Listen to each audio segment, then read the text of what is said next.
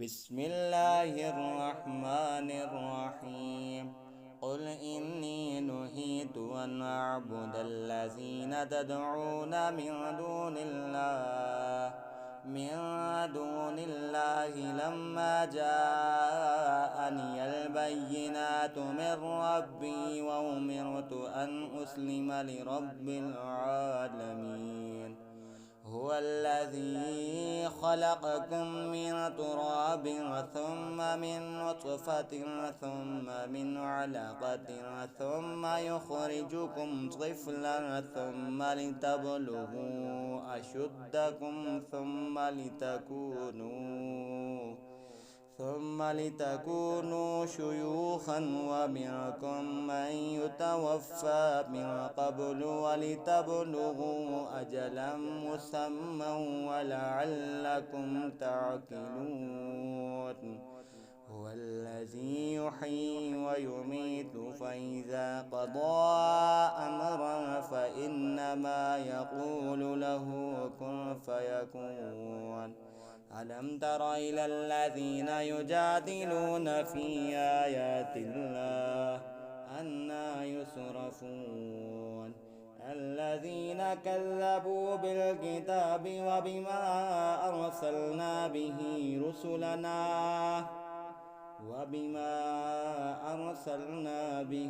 رسلنا فسوف يعلمون. إذ الأغلال في أعناقهم والسلاسل يسحبون في الحميم ثم في النار يسجرون. ثم قيل لهم أين ما كنتم تشركون من دون الله قالوا ضلوا عنا بل لم نكن ندعو من قبل شيئا كذلك يضل الله الكافرين. ذلكم بما كنتم تفرحون في الأرض بغير الحق وبما كنتم تمرحون. ادخلوا أبواب جهنم خالدين فيها فبئس مثوى المتكبرين.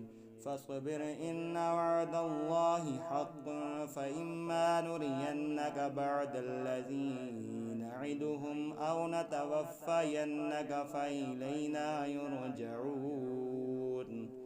ولقد أرسلنا رسلا من قبلك منهم من قصصنا عليك ومنهم من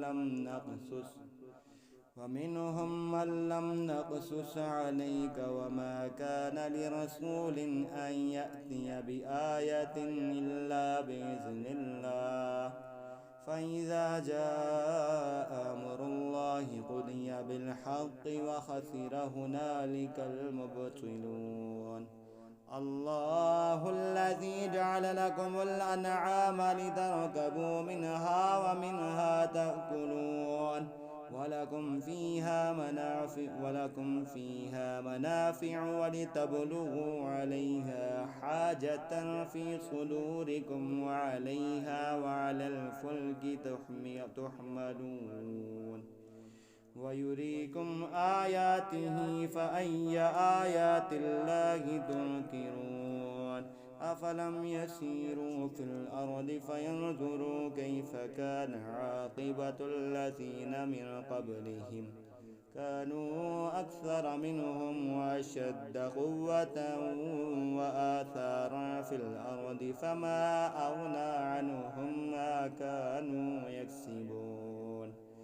فلما جاءتهم رسلهم بالبينات فرحوا بما عندهم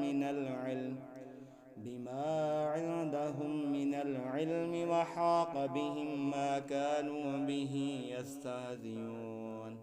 فلما رأوا بأسنا قالوا آمنا بالله وحده وكفرنا بما كنا به مشركين. فلم يك ينفعهم إيمانهم لما رأوا